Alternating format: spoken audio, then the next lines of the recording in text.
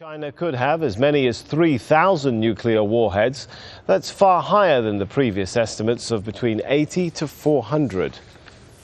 The Georgetown researchers also found evidence of a vast network of tunnels across the country. They established a map showing how the network is not restricted to one particular area of the country. Well, they also claim the networks of tunnels are situated across China, with many sitting strategically on borders and coastal areas.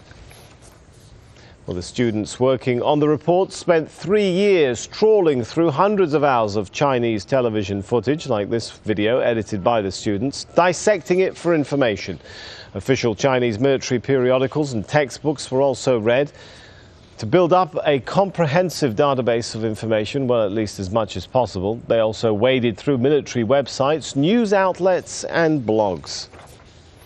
Well, earlier I spoke to Dr. Philip A. Carver, the chief author of the report. He's a professor at the government department at Georgetown University and a former Pentagon strategist.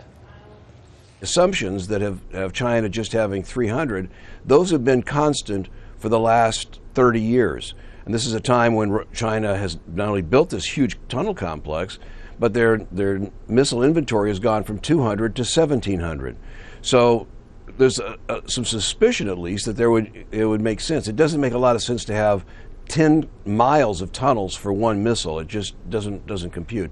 Now, here's the first challenge for arms control.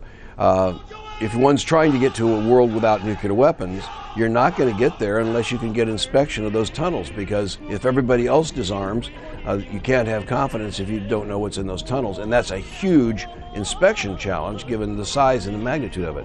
The second big issue is most of China's missiles today, 1,500 of them, are aimed on the periphery of Asia, out to about 3,000 miles.